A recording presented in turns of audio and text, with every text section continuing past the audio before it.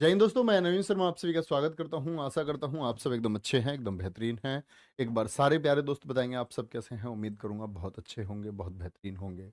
दीपक कुमार, नरेश, पिंटू, अवतार, मोनिका, सुरजीत, रिवाज, काजल, धर्मवीर, आमरा, चित्रा, वैभव, भरत कुमार, अजीत, बिट्टू, पीयूष, सभी प्यारे दोस्तों का बहुत स्वागत है, एकदम दिल से स्वागत है प्यारे बच्चे इतिहास की इस क्लास में, जिसमें हम लोगों ने पिछली क्लास में पढ़ना शुरू किया था किसको, बौद्ध धर्म। ठीक है, आज हम इस चैप्टर को खत्म कर लेंगे और फिर आगे अगली क्लास में हम लोग बढ़ रहे होंगे जैन धर्म की तरफ। ठीक है, तो जो भी बातें मैं बताऊं एकदम ध्यान से, एकदम से केंद्र में रहते हुए आप लोग सुनेंगे और नोट करते हुए चलेंगे, जो बच्चे नोट्स बनाते हैं। तो हम पहुंच चुके थे प्यारे बच्चे, महात्मा बुद्ध को ज्ञान प्राप्त हो चुका था आपका 35 वर्ष की अवस्था में। कहाँ पर ज्ञान प्राप्त हुआ? पीपल वृक्ष के नीचे। ये बातें मैंने आपको बता दी कि आपका क्या बोलते हैं, उनको जो ज्ञान प्राप्त होता है प्यारे बच्चे, वो बौद्ध गया में प्राप्त। अब ज्ञान प्राप्त होने के बाद जब उनको अपने सभी प्रश्नों के, उन जटिल प्रश्नों के जवाब मिले, तो उन्होंने उसको क्या किया, आपका फिर प्रचार प्रसार करना शुरू किया। फिर उन्होंने सोचा कि इस ज्ञान को अब लोगों तक पहुंचाया जाए। तो इसी के लिए प्यारे बच्चे वो पहला उपदेश जो देते हैं वो सारनाथ में देते हैं। और सारनाथ ऋषिपत्तनम कहाँ पड़ता है? ये उत्तर प्रदेश में पड़ता है। ठीक है, और यही घटना क्या कहलाती है? धर्मचक्र परिवर्तन कहलाती है। मैंने बताया था महात्मा बुद्ध के जीवन की जो घटना है, इन सभी से क्वेश्चन पूछा जाता है कि जो ज्ञान प्राप्त हुआ, जब ज्ञान प्राप्त उनको हुआ, तो उस घटना को क्या नाम दिया था मैंने? उस घटना को नाम दिया था प्यारे बच्चे संबोधि। क्या नाम दिया था? संबोधि कहते हैं। और प्यारे बच्चे जो उन्होंने अपना पहला उपदेश दिया, पहला उपदेश दिया, ठीक है, इसको आपके सामने लिखा हुआ है कि क्या दिया है आपका, धर्मचक्र परिवर्तन। और जब वो अपना घर छोड़ करके गए थे, घर त्याग की घटना को क्या नाम कहा गया है बौद्ध साहित्य में? महाभिनिष्क्रमण। क्या कहेंगे?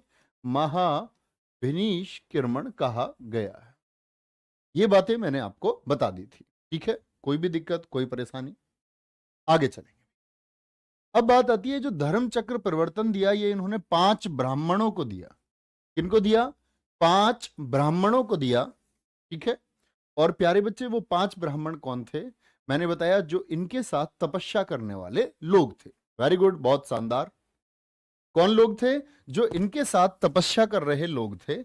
और तपस्या करने वाले लोग कौन थे? जो पहले बैठे हुए थे कि भाई उनको भी ज्ञान प्राप्त होगा, तो उन्हीं को ला करके कौंडिन्य, वप्पा, भोदिया, मघनामा और अस्ता, ये 5 लोग हैं जिनको उन्होंने सारनाथ में अपना भाषण दिया। ठीक है, नहीं आंसू कुमार जी, कोई जरूरत नहीं है। बाकी बैच के नोट से कुछ मॉडिफिकेशन लगता है तो वो कर ले। ठीक है, कोई दिक्कत? बोलेंगे भाई फटाफट से, आगे बोलेंगे, कोई परेशानी इस बात में? तो ये 5 लोगों को इन्होंने ज्ञान दिया। इनका कोर्स ब्लॉक कर दो, ये जो ऊपर कमेंट कर रहे हैं ये वाले। बेबी थोड़ा मजाक तो करो। हाँ,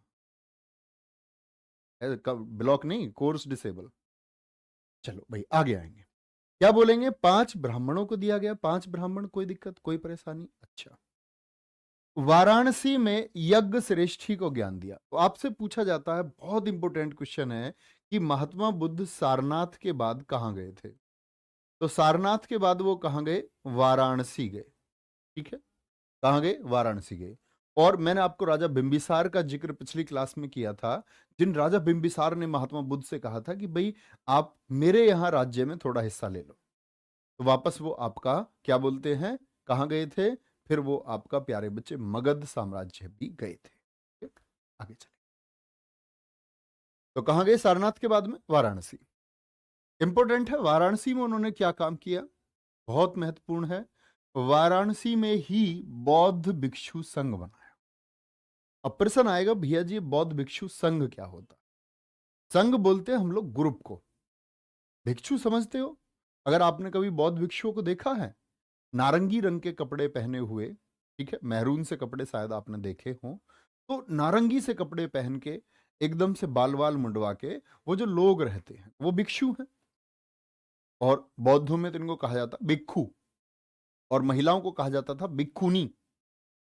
तो जो ये भिक्षु हैं इनका एक अपना संघ होता है, एक ग्रुप होता है, जो एक विशेष दिशा में जाते हैं कि बौद्ध धर्म के बारे में लोगों को बताएंगे, प्रचार करेंगे कि बौद्ध धर्म क्या है, बौद्ध धर्म की एजुकेशंस क्या है, शिक्षाएं क्या हैं, आपको बौद्ध धर्म अपनाना चाहिए या बौद्ध धर्म की विशेषताओं के बारे में वो बताएं।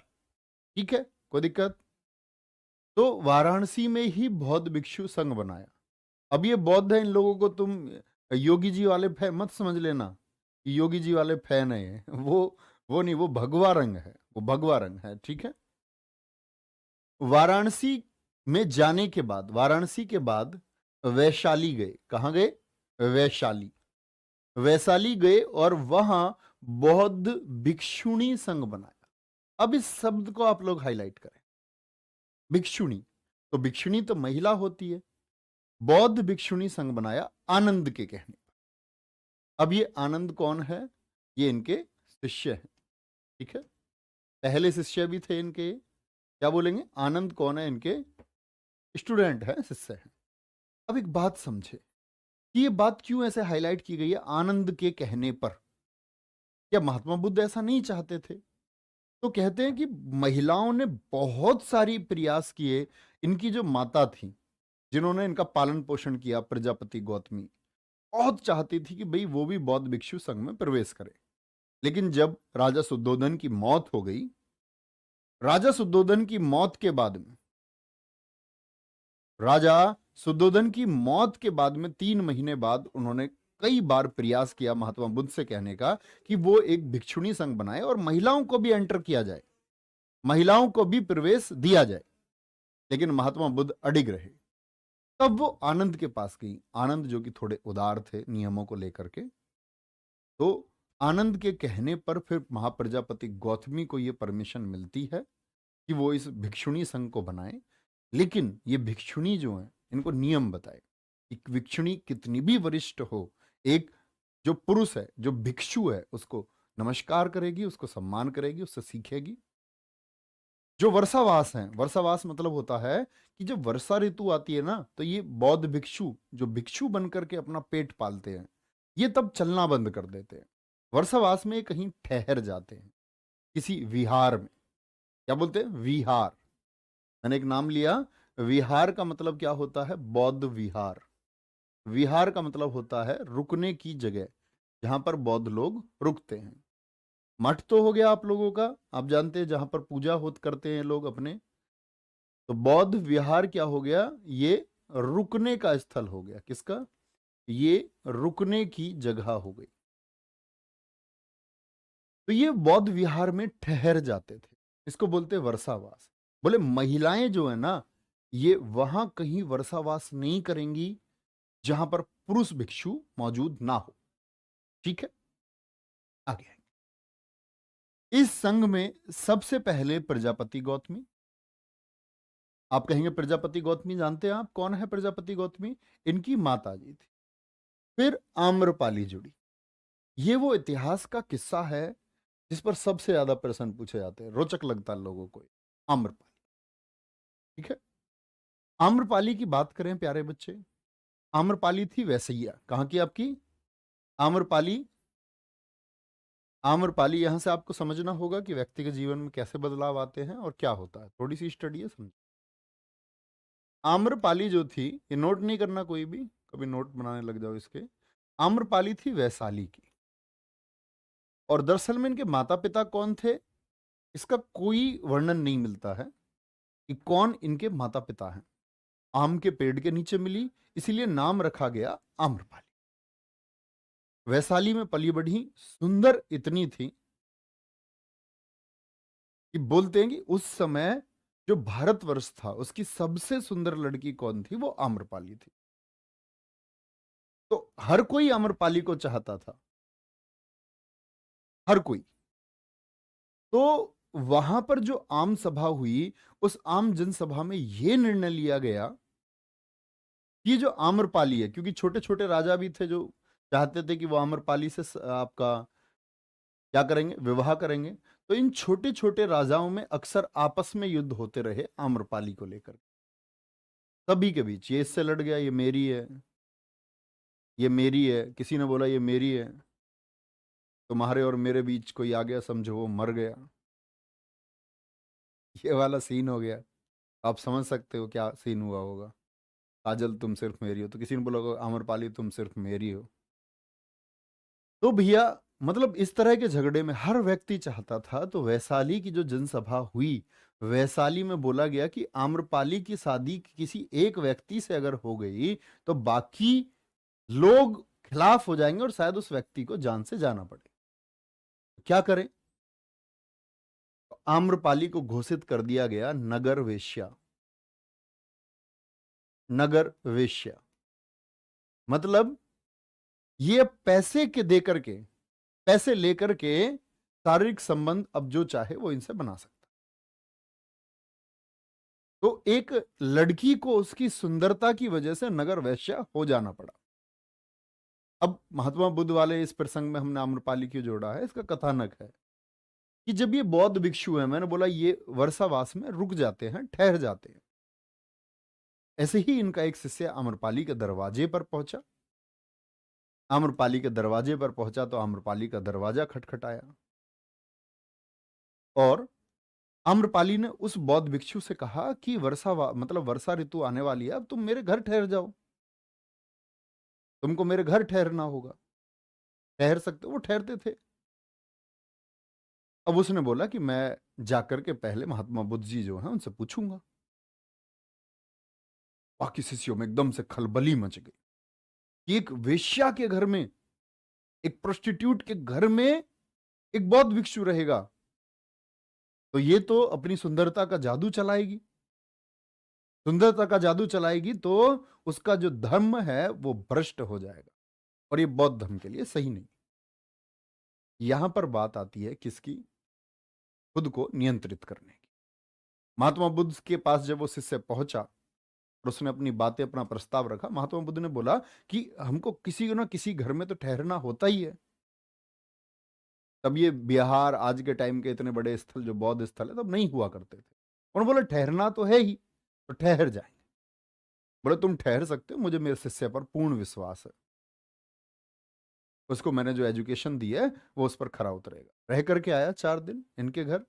लोगों ने लगा कि ये व्यक्ति अब जो है भोग विलास में पड़ेगा, आम्रपाली के जादू में फंसेगा। वापस आया तो 4 दिन बाद आम्रपाली भी आई उसके साथ में। आम्रपाली ने कहा मैंने 4 दिन पूरा प्रयास किया आपके शिष्य को रिझाने का, लेकिन मैं नहीं कामयाब हो पाई। और यहाँ पर ये बात मेरे अंदर विकसित हुई कि जो केंद्र में रख करके चीजें की जा रही हैं, यानी मुक्ति का जो मार्ग है ना आप लोगों का, इस ये अडिग है, इसको कोई तोड़ नहीं सकता। तब ये जाकर के इन्होंने प्रार्थना की और ये फिर बौद्ध संघ से जुड़ी, यानी बौद्ध भिक्षुणी संघ में ये आम्रपाली भी शामिल रही। ठीक है, आगे यहां देखेंगे सबसे अधिक उपदेश और सबसे अधिक अनुयायी कहां थे इनके? श्रावस्ती में थे। ठीक है, क्या बोलेंगे? श्रावस्ती में थे। इन्होंने अपना अंतिम उपदेश जो दिया वो कुशीनगर में दिया। कुशीनगर में दिया, सुभद्र को दिया, सुभद्र को। और यहां पर एजुकेशन है प्यारे बच्चे। एजुकेशन ये है महात्मा बुद्ध के जीवन के अंतिम दिनों में, जब इनके शिष्य बहुत परेशान थे। और आप लोग सीखना इस चीज से, अपनी कॉपी पर लिखना, जिस कॉपी पे आप लिख रहे हैं उसकी शुरुआत में लिखें। दिखाना कभी मेरी और आपकी मुलाकात हो कि भैया हमने ये यहां से सीखा था। तो इनके शिष्य जब रो रहे थे, इन्होंने बोला कि महात्मा बुद्ध जब आप नहीं रहेंगे तो क्या होगा, हम लोगों का क्या होगा? तो उन्होंने क्या बोला था? आप दीपो भव, आप दीपो भव, be your light your self. क्या बोला? Be your light your self. अपना प्रकाश खुद बने, अपना प्रकाश खुद बने। मतलब आपको एनलाइटन खुद को करना होगा। जैसे हम लोग बोलते हैं ना हम फैन है, ऐसे फैन है, हम फॉलोवर होते हैं। हमें किसी एक के प्रति एकदम से, जैसे मैं बोलूं कि मुझसे कोई पूछे कि मेरे गुरु कौन है, मेरे बहुत सारे गुरु, लेकिन मैं सबसे ज्यादा फॉलो किनको करता हूं, तो मैं बोलूंगा मैं जग्गी वासुदेव सदगुरु सबसे ज्यादा फॉलो करता हूं। लेकिन प्यारे बच्चे अगर हम बात करें खुद की, सेल्फ की, तो हर व्यक्ति को अपना प्रकाश खुद बनना चाहिए, स्वयं।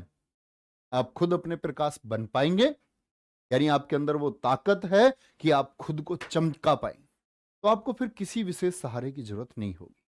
तो उन्होंने सिखाया कि मैंने आपको सिखा दिया है, अब आप इसका प्रयोग करें और be your light your self. ठीक है, बोलेंगे? बोलेंगे, कोई दिक्कत? आगे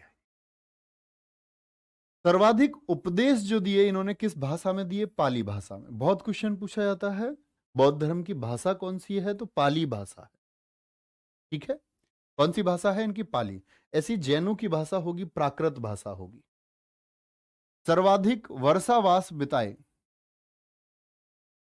भैया महिला कैसे रहती होंगी उस समय? ऐसे ही, हाँ, यही जैसे ही जो प्रजापति गौतमी थी वो चली तो उनके साथ 500 महिलाओं ने अपने सिर मुंडवा लिए थे, गेरुआ वस्त्र पहन करके वो सभी चली, बिल्कुल ऐसे ही जैसे पुरुष रहते थे ऐसे ही।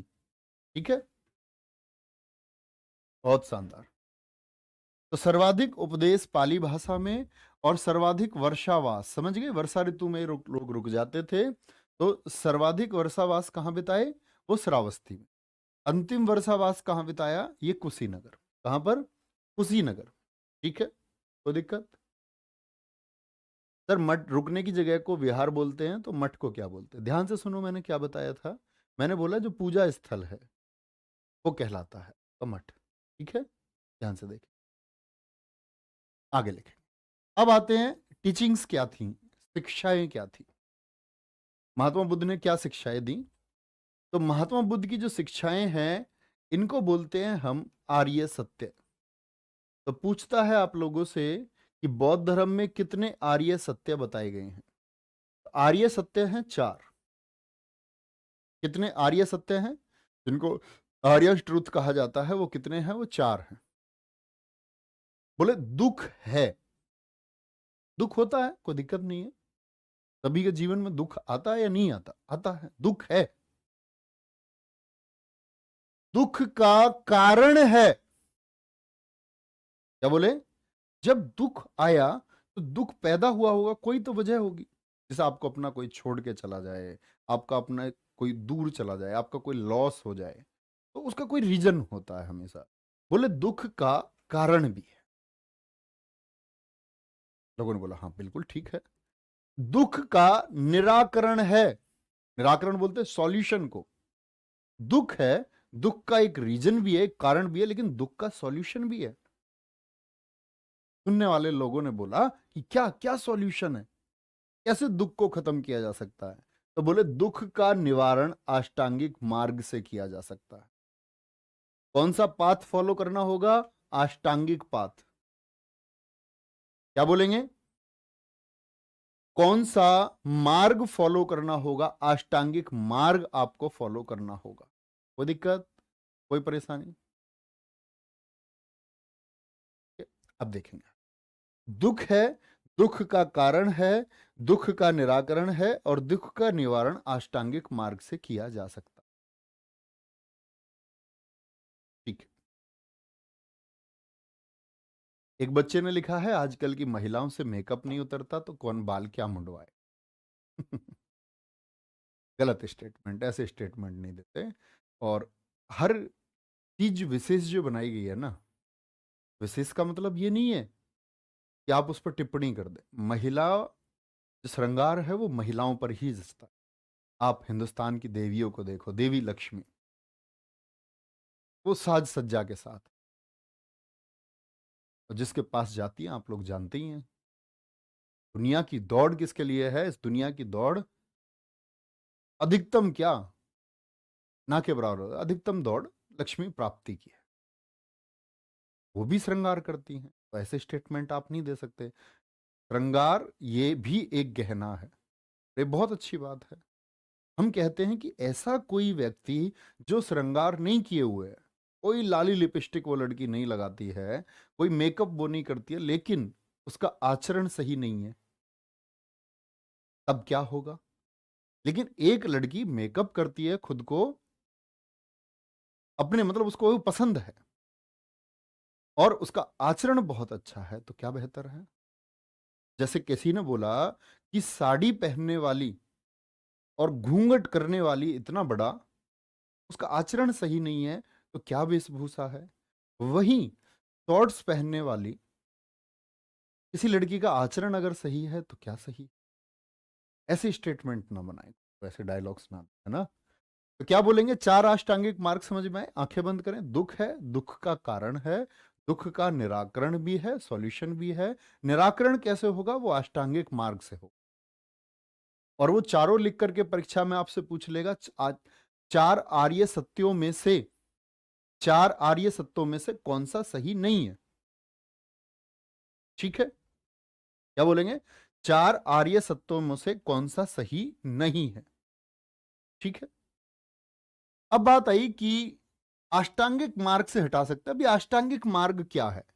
अष्ट का मतलब होता है प्यारे बच्चे 8। क्या होता है, 8। तो उन्होंने बोला 8 चीजों को आप अपनी जिंदगी में फॉलो करो, दुख अपने आप खत्म हो जाएगा, अपने आप दुख खत्म हो जाएगा।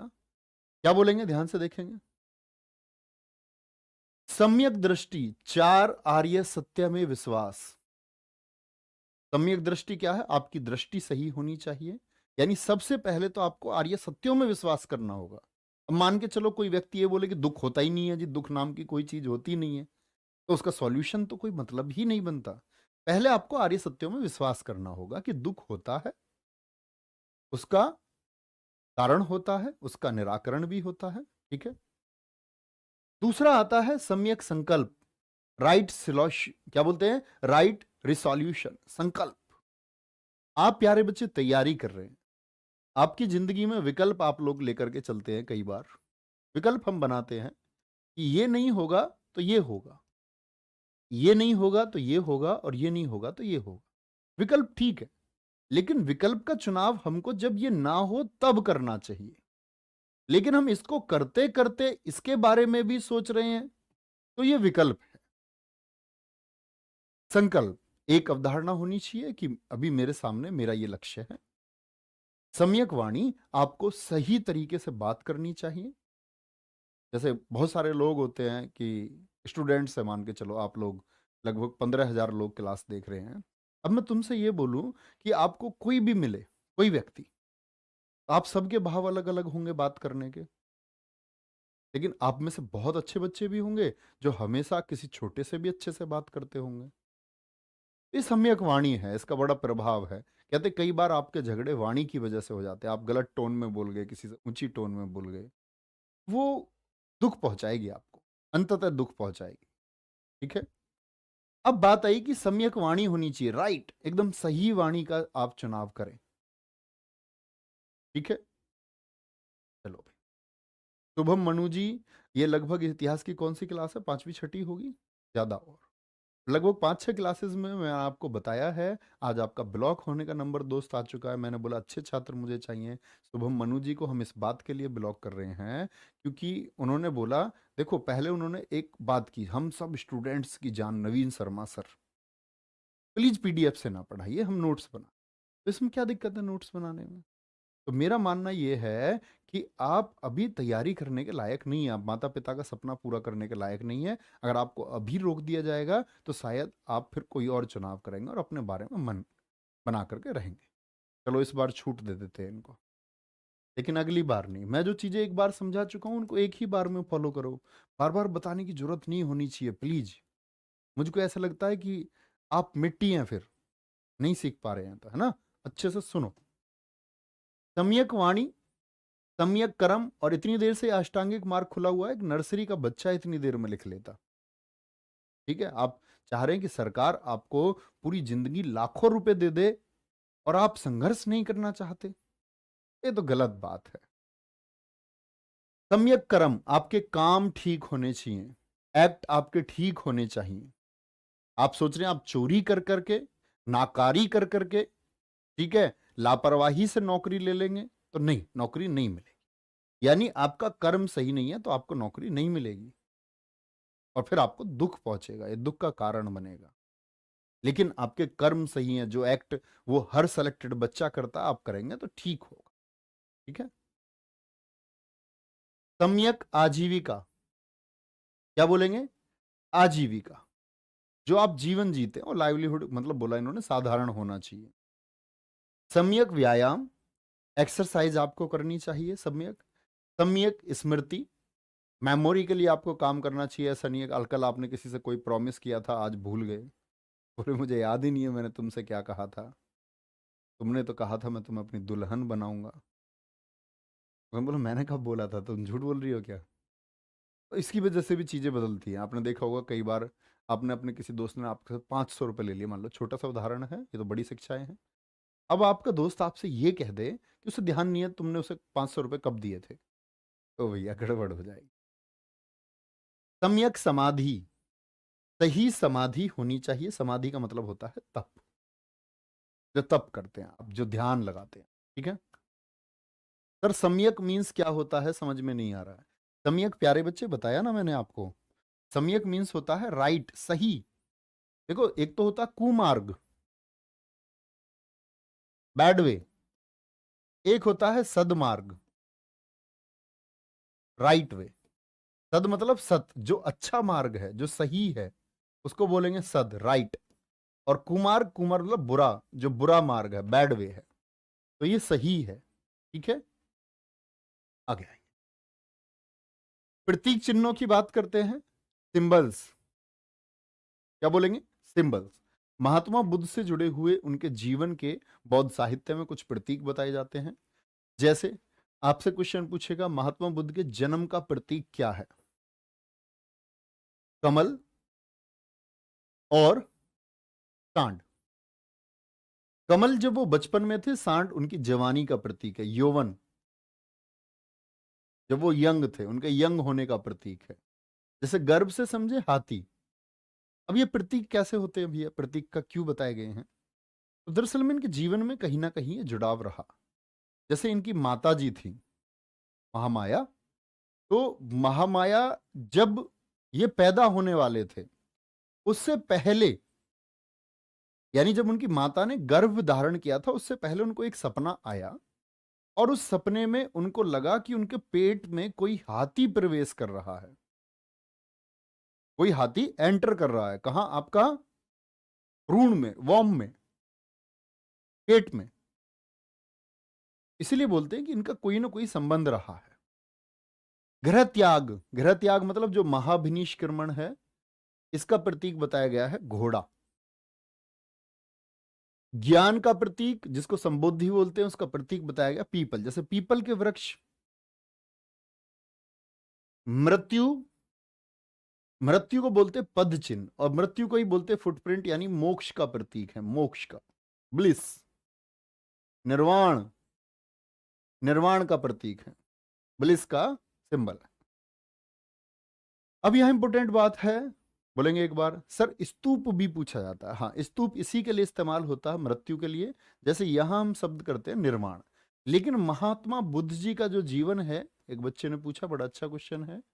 महात्मा बुद्ध जी का जो जीवन है, जब उनकी मृत्यु हुई, ठीक है, जब उनकी मृत्यु हुई 483 ईसा पूर्व में, 483 बीसी में, तो इस घटना को बौद्ध साहित्य में महापरिनिर्वाण कहा गया है। और इसका जो सिंबल है, इसका जो प्रतीक चिन्ह तय किया गया है, वो प्रतीक चिन्ह है प्यारे बच्चे क्या, स्तूप। स्तूप तय किया गया, देखो ध्यान से, तो दिक्कत आगे। भैया आप कौन सी किताब से पढ़ाते हैं, भैया किताब से नहीं है, मेरे ही नोट्स हैं, जो बच्चे पहले पढ़ चुके होंगे खाकी बैच में, मैंने ही उनको तैयार कराए थे। सबसे बड़ा बौद्ध मठ कहाँ है सर, अभी आएंगे बौद्ध मठ भी, अभी पढ़ेंगे। सर वर्षावास क्या होता है, बता चुका राम विशाल यादव जी, कई बार बोला है वीडियो में। ठीक है। तो ग्रह त्याग मतलब घोड़ा हो गया, कि जैसे उनको लगा कि कुछ छोड़ करके जा रहा है, घर छोड़ करके जा रहा है, कुछ दूर जा रहा है, तो घोड़े से जाता हुआ दिखता है। ठीक है जी, कोई भी दिक्कत। मृत्यु हुई तो लगता है कि भाई अब इनके पद चिन्ह बचे हैं, अब बस इनके पैरों के निशान बचे हैं जिनको हमको फॉलो करना है। कोई दिक्कत, आगे चले। आगे इंपॉर्टेंट बात लिखी हुई है, बौद्ध धर्म में सील की संख्या कितनी है, 10।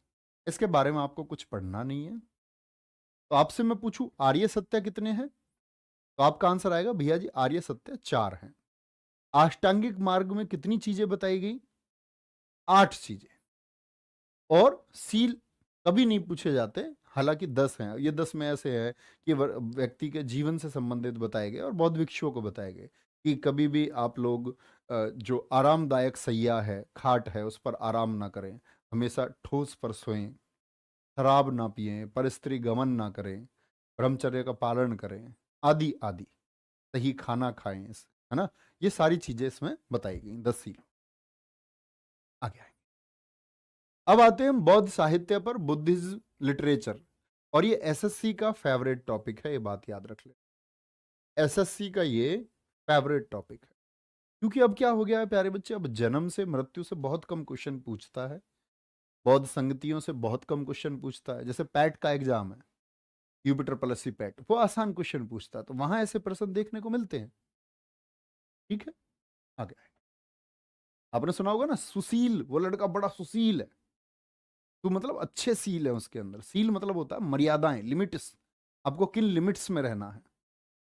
ठीक है भैया, आपके साथ ऐसा पढ़ा के लगता है हम खुद क्या हो गया, हम खुद ही खुद गौतम बुद्ध की साक्षात मार्गदर्शन कर रहे। अरे यार आ जाओ भैया, पढ़ो ध्यान से। बौद्ध साहित्य को किसमें बताया गया है? त्रिपिटक में। अब कुछ बच्चे ऐसे होंगे जो ये नहीं जानते होंगे साहित्य क्या है। तो साहित्य से मतलब होता है प्यारे बच्चे एक ऐसी दर्शन से जो उस चीज के बारे में आपको सब कुछ बताता है। जैसे आप इतिहास के बारे में कुछ जानना चाहते हैं तो आप क्या करेंगे, आप इतिहास का साहित्य पढ़ेंगे, ये कहाँ लिखा गया है। आप हिंदी के बारे में जानना चाहते हैं तो आप हिंदी का साहित्य पढ़ें। ठीक है, कोई दिक्कत? आगे बौद्ध साहित्य को क्या बोलेंगे? बौद्ध साहित्य को त्रिपिटक में बताया गया है।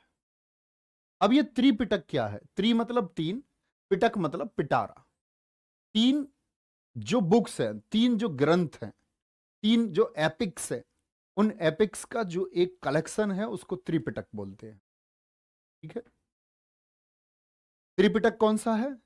एक है विनय पिटक, एक सुत्त पिटक और एक अभिधम पिटक।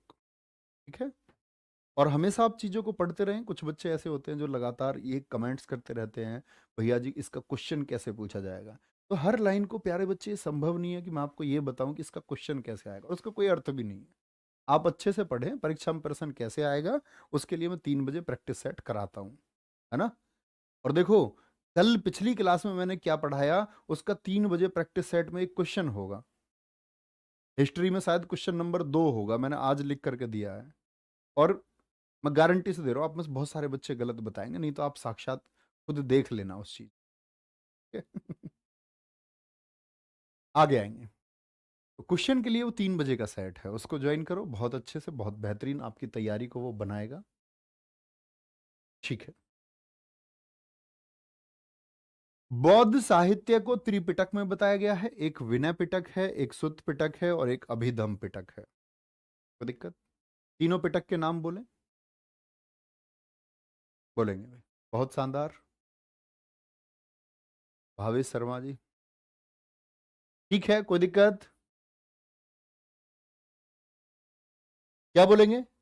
तो अब आप कहेंगे भैया विनय पिटक क्या है? विनय पिटक है आपके, जो बौद्ध रहते थे ना, बौद्ध भिक्षु थे, वो एक संघ में रहते थे। तो जो बौद्ध संघ के नियम हैं, किन नियमों का उनको पालन करना होगा, तो क्या बोलेंगे? बौद्ध संघ के नियम किस में बताए गए हैं? वो विनय पिटक में। सुत्त पिटक को उनके शिष्य आनंद ने लिखा है, और इसमें क्या बताया गया है, जो गौतम बुद्ध के उपदेश थे, गौतम बुद्ध ने जो उपदेश दिए, क्योंकि ये उनके साथ रहते थे हर समय, ये महात्मा बुद्ध के साथ रहे, सोचो कितना ज्ञान इनके पास भी होगा।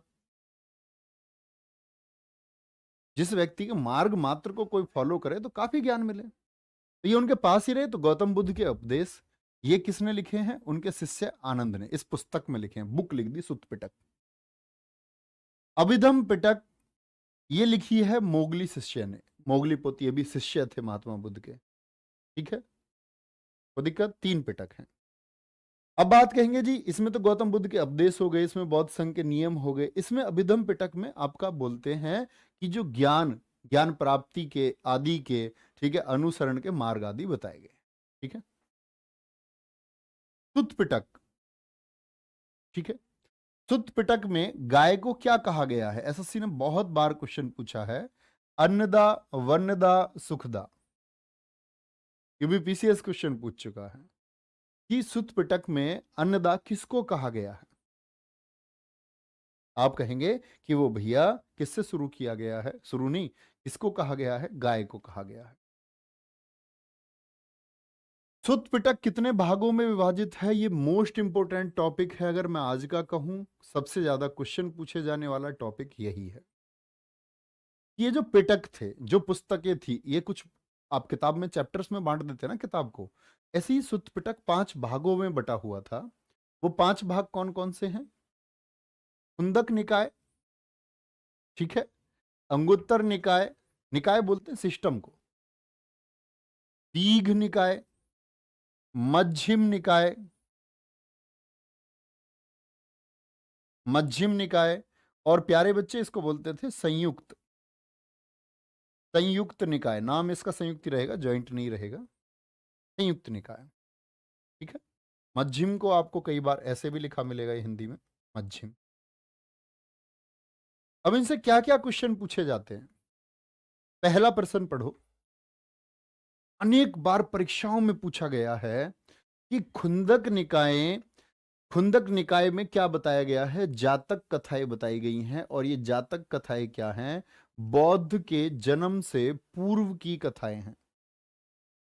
बौद्ध के जन्म से पूर्व, बौद्ध से जन्म के पूर्व की कथाएं कौन सी थी जी? जो उससे पहले इतिहास में हुआ होगा।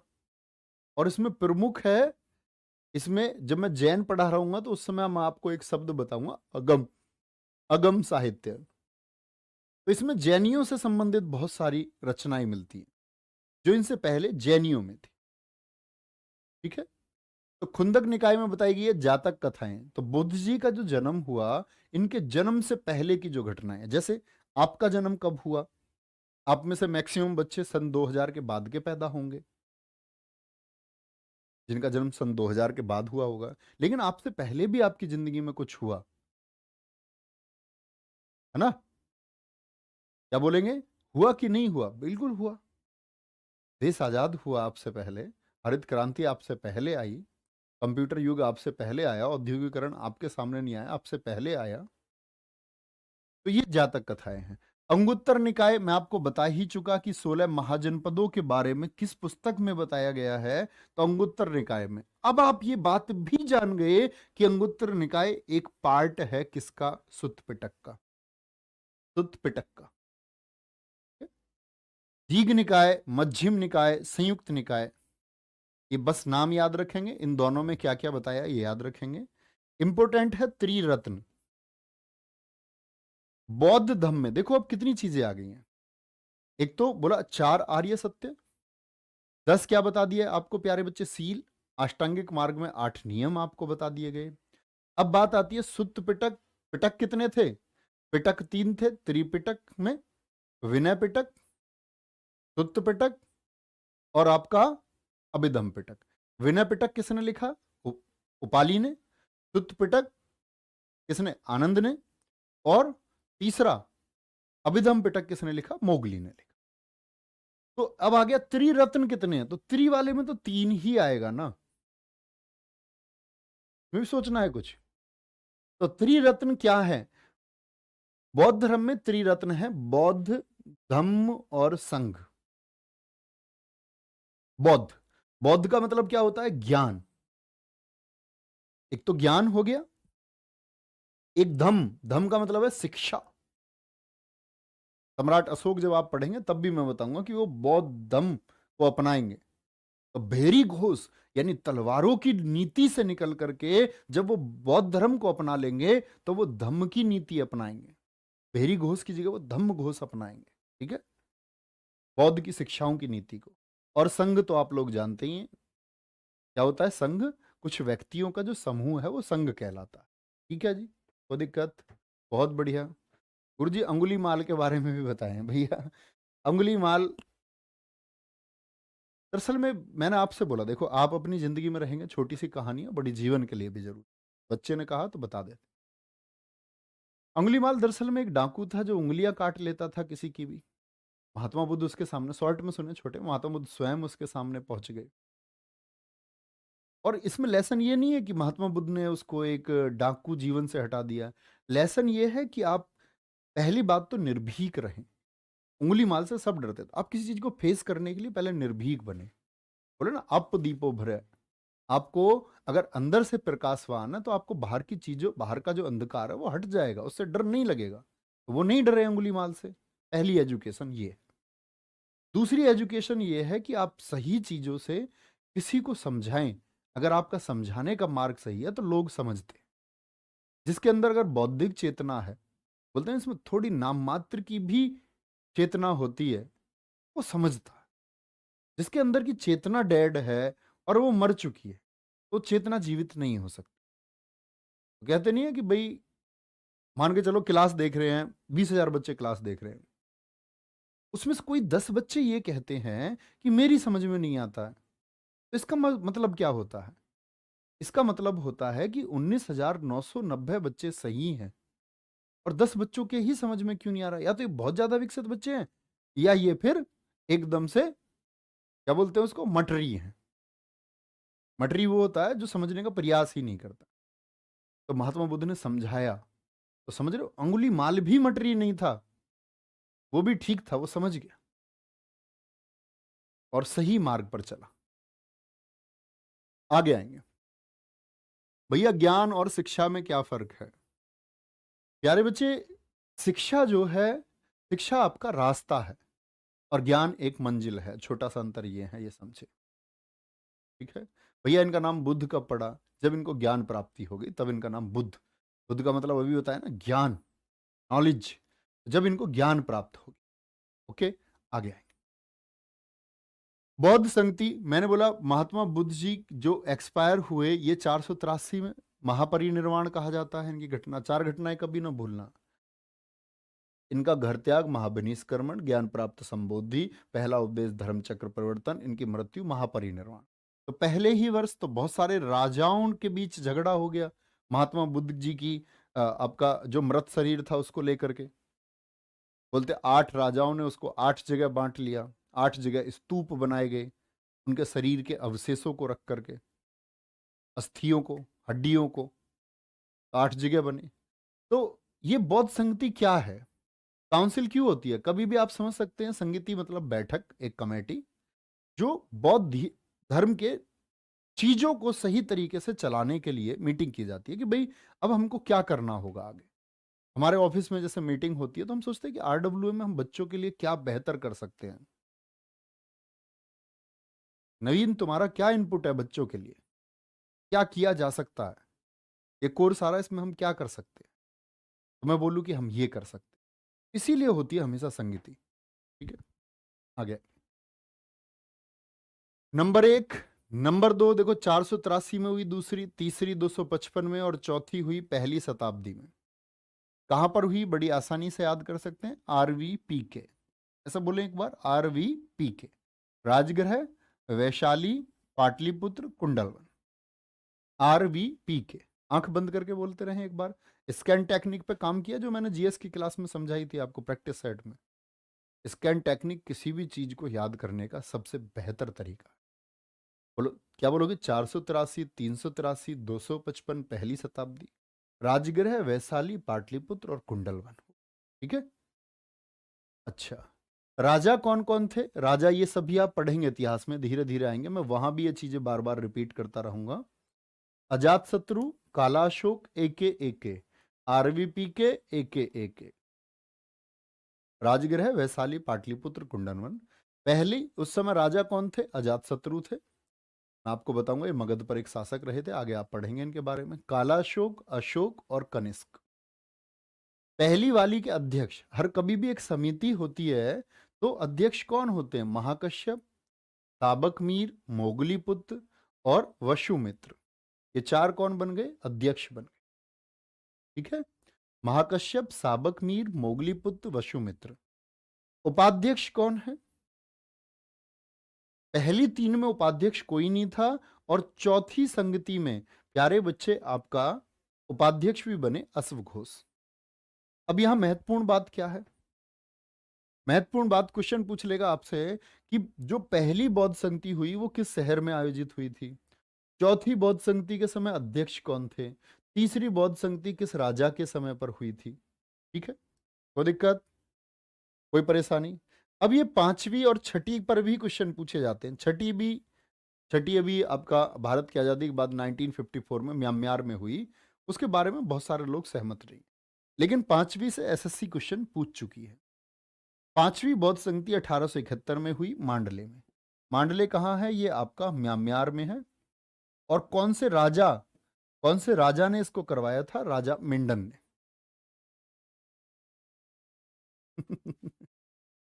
ठीक है, कोई परेशानी, राजा मुंडन ने। तो भैया क्या ये रावण के सामने जाते तो उसको भी समझा पाते। बेटा अभी धीरे धीरे आप लर्निंग्स लेंगे, सीख जाओ। तो अभी तो है नहीं ऐसा, शायद समझा पाते।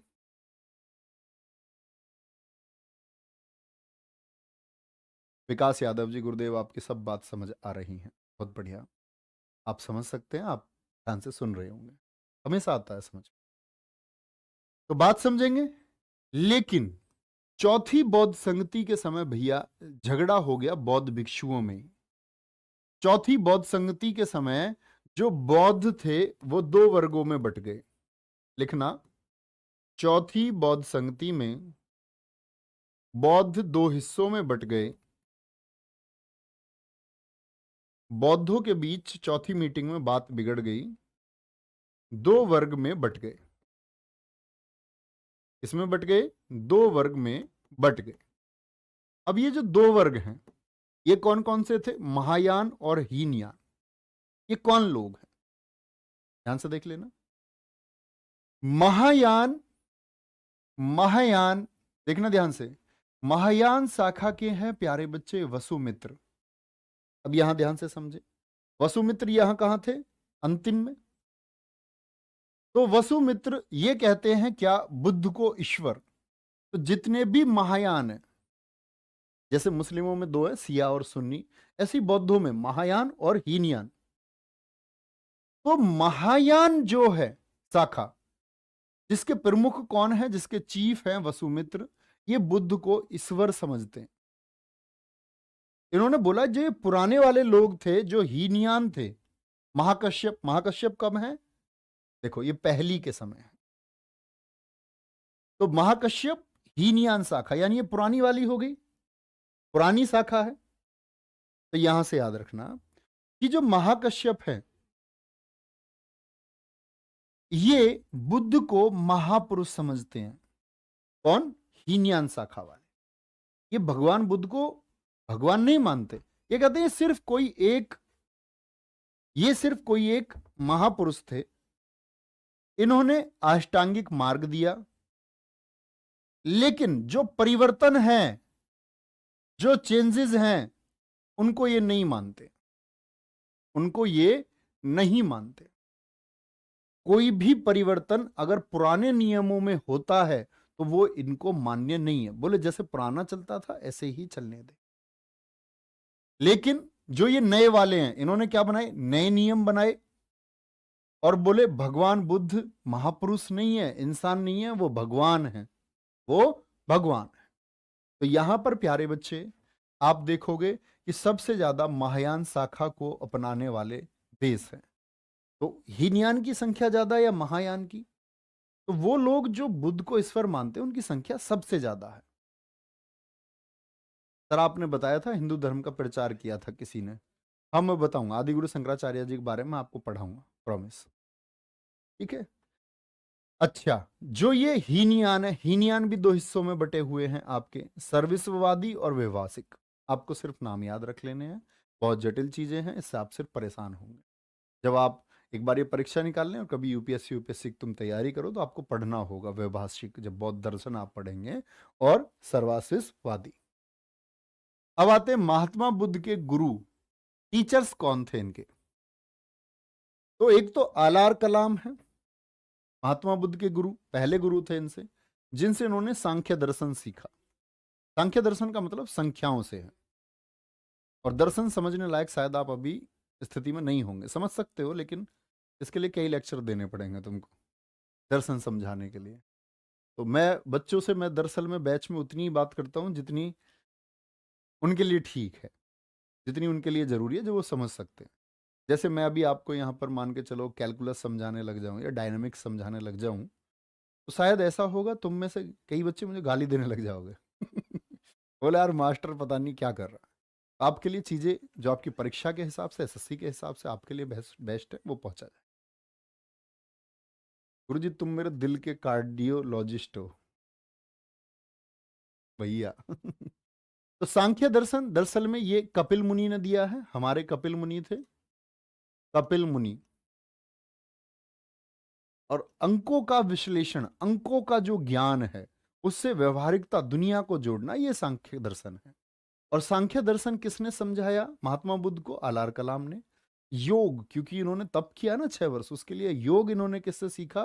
वो रुद्रक राम पुत्रम थे। ठीक है। वैदिक दर्शन, जो वेदों के बारे में ज्ञान था, वो वैदिक दर्शन इन्होंने किससे लिया? वो बृहस्पति से लिया। तो ये इनके 3 टीचर हैं जो हमेशा आप लोगों को याद रख लेने हैं। और एक अंतिम टॉपिक है, ये आप लोग याद रखेंगे, फटाफट से एक बार पढ़ लेंगे, बौद्ध मठ। बौद्ध मठ, तो बौद्ध मठों में प्यारे बच्चे देखे ना आपने, हमारे एक रहते हैं, देखो यहाँ हिमाचल प्रदेश से शुरू करते हैं। हिमाचल प्रदेश मैक्लोडगंज। आपने कभी सुना हो 14वें दलाई लामा? असली नाम तो कुछ और है उनका, असली नाम देखना उनका क्या है, रिसर्च किया करो थोड़ी। तो ये 14वें दलाई लामा है जो 1959 में भारत आए थे। कहां से आए थे? 1959 में ये भारत आए। और भारत ये कहां से आए थे? तिब्बत से। कहां से आए? तिब्बत से। क्यों आए? क्योंकि तिब्बत पर चीन अपना कब्जा कर रहा था उस दौर में, तिब्बत को कब्जाने के चक्कर में था तीन, तो वहां से बहुत सारे लोग भारत आए, भारत ने पनाह दी। दलाई लामा आज भी कहाँ रहते हैं? इसी मैक्लोडगंज मठ में रहते हैं। तो मठ का मतलब हो गया जहां ये लोग अपना पूजा स्थल, तपस्या वगैरह करते हैं, सब कुछ आपका ठीक है, ध्यान लगाते हैं। तो ये मठ है। हेमिश मठ कहाँ है? बार बार क्वेश्चन पूछा जाता है, ठीक से आज 3 बजे के सेट में क्वेश्चन पूछूंगा आप लोगों के लिए, मैंने रखा है मठों से ही क्वेश्चन रखा है। एक ताबो शशूर, सिक्किम में कौन सा है? रूमटेक और लिंगडम। ठीक है। अरुणाचल प्रदेश का जो ये तवांग मठ है, ये परीक्षाओं में ना जाने कितनी बार पूछा गया है कि सबसे बड़ा बौद्ध मठ कौन सा है। बौद्ध मठ का क्या बोलेंगे? सबसे बड़ा कौन सा है? वो तवांग है। कर्नाटक का कौन सा है? वेलकुप्पे नहीं, इसको बोलना बेलकुप्पे। क्या बोलोगे? बेलकुप्पे मठ हो गया। जैसे प्यारे बच्चे एक आपसे पूछा जाएगा घूम मठ, याद रख लेना। घूम, घूम कहाँ का है? ये पश्चिम बंगाल का है। ठीक है, पश्चिम बंगाल का है। सिक्किम, नाको और नोट कर लो, सिक्किम में क्या बोलेंगे? सिक्किम में एक ऐड कर लो, नाको मठ। कौन सा? नाको मठ हो गया। ठीक है। जैसे हिमाचल प्रदेश में एक नोट कर सकते हैं आप, की गोम्पा। की गोम्पा, कोई दिक्कत? ये मठ है इनके, बहुत महत्वपूर्ण मठ है। दलाई लामा एक व्यक्ति है, हाँ वो 14वें दलाई लामा। दलाई लामा एक उपाधि होती है विक्रमादित्य की तरह। सर आपकी क्लास में टाइम बहुत जल्दी बीत जाता है। आ जाओ इधर। ठीक है, पूरी क्लास करें प्यारे बच्चे। फिनोमिनल कह रहे हैं सर आपने परशुराम जी को बाद में बताया। पूरी क्लास आप देखो एक बार जा करके। मैंने बोला ये 8-10 अवतार थे विष्णु जी के। ये सीधी सी बात है कि आपके छठे नंबर पर आए भगवान परशुराम वराह अवतार के बाद में। वो आप क्लास करें पूरी, मतलब पूरी क्लास में एंड में बताया उस बात, आपने शायद अधूरी क्लास की है। आगे आएंगे। ये अंतिम हमारा टॉपिक है आज का, ध्यान से देख लेना। पुस्तकों की बात करते हैं बौद्ध धर्म से संबंधित। बौद्ध चरित्र, बौद्ध चरित्र सौदरानंद ब्रज सूची, इसके लेखक कौन है जो हमें बौद्ध साहित्य के बारे में बताती हैं? अश्व घोष। कौन है? अश्व घोष है। अश्व घोष मतलब जैसे वाल्टेयर हुए दुनिया में, जैसे हेटे हुए, ये दर्शन शास्त्र के बड़े लोग रहे। तो इनसे तुलना की जाती है किसकी? अश्व घोष की। जैसे लेखकों में महान कवि कालिदास को हम कह देते हैं भारत का शेक्सपियर। ठीक है। विभाषा शास्त्र को किसने लिखा है? यह भी बौद्ध धर्म की एक पुस्तक है। आपसे पूछ सकता है प्यारे बच्चे, विभाषा शास्त्र का संबंध किस धर्म से है? किस धर्म से? तो विभाषा शास्त्र का संबंध है बौद्ध धर्म से, वसुमित्र ने लिखी है। अब हम एक बात पर आते हैं, ऐसी एक पुस्तक आप लोग नोट करके रखना प्यारे बच्चे, पॉली कैनन। एसएससी क्वेश्चन पूछ चुका है कि पॉली कैनन पुस्तक का संबंध जो बौद्ध धर्म में थेरवाद शाखा होती है, थेरवाद शाखा का परिचय कराती है। तो आप लोग याद रखें सिर्फ पॉली कैनन। पॉली कैनन का मतलब है पाली भाषा का संबंधित, पाली का कानून, ठीक है, इसलिए बोलते पॉली कैनन। तो ये किससे संबंधित है? बौद्ध धर्म के शिक्षाओं का एक संग्रह है। पहली मानव प्रतिमा किसकी पूजी गई थी? पहली मानव प्रतिमा किसकी पूजी गई है? वो बुद्ध की, महात्मा बुद्ध की। भाई आप कहेंगे नहीं जी भगवान जी की पूजी जाती है, तो वो तो ईश्वर है। और मानवों में जो मानव प्रतिमा आपकी इस युग की, जिसको देखा गया, जिसको सुना गया, जिसके समय शासक भी थे, राजा बिंबिसार थे ना इनके समय, तो ये मानव थे एक। तो इन मानव प्रतिमा सबसे पहले किसकी पूजी गई है? क्या बोलेंगे? बुद्ध की। बौद्ध शिक्षा केंद्र है आपका कहां पर? तक्षशिला था, वल्लभी, विक्रमशिला और नालंदा। इन सब के बारे में मैं आपको बताऊंगा कि कैसे बख्तियार खिलजी ने इन बाद वाले दो को नष्ट किया, तक्षशिला पर किस तरह आक्रमण किया। ठीक है जी, यहां तक की बात में कोई दिक्कत? इतनी बात में कोई परेशानी? दो पुस्तकें, बौद्धचरित सौदरानंद सूची अश्व घोष ने, विभाषा शास्त्र वसुमित्र ने, पहली मानव प्रतिमा किसकी पूजी गई? बुद्ध की। बौद्ध शिक्षा केंद्र आप ना भी नोट करें तो कोई दिक्कत नहीं, आप क्योंकि आगे आने वाले इतिहास में इनके बारे में आप पढ़ेंगे। अंतिम चीज है बौद्ध मान्यताएं, क्योंकि कई बार क्वेश्चन पूछा जाएगा। मैं आपको हालांकि इसको अंत में पढ़ाऊंगा कि बौद्ध और जैनों में क्या अंतर था। तो आप कहेंगे बौद्ध मान्यताएं, आत्मा में विश्वास करते थे क्या बौद्ध? लिखना क्रॉस, आत्मा में ये लोग विश्वास नहीं करते। ठीक है। कर्मकांड, जैसे हमारा हिंदू धर्म है कर्मकांडों में विश्वास रखता है, हम यज्ञ में विश्वास रखते हैं। हमारे वेदों ने उसको सार्थक सिद्ध किया है कि क्यों यज्ञ सही है। कर्मकांड में ये विश्वास नहीं रखते बौद्ध लोग। वर्ण व्यवस्था को ये नहीं मानते कि कोई ऊंचा है कोई छोटा है, जैसे हमारे यहाँ ब्राह्मण, वैश्य, क्षत्रिय, शूद्र है, यहां नहीं होता। पुनर्जन्म, पुनर्जन्म में प्यारे बच्चे विश्वास रखते हैं। ये चारों चीजें आप लोगों को याद रखनी नहीं। तो विश्वास किस में रखते हैं? पुनर्जन्म में। बाकी आत्मा, कर्मकांड, वर्ण व्यवस्था में विश्वास नहीं रखते। ठीक है। तो मिलते हैं कल की क्लास में। उम्मीद करूंगा बहुत अच्छे से आप चीज़ों को सुनते होंगे। और मुझे बस उन छात्रों की ज़रूरत है जो बहुत ध्यान से, बहुत विवेक से पढ़ते जा रहे हैं। मेरे दोस्त, आपको बहुत कुछ ज़िंदगी में करके दिखाना है।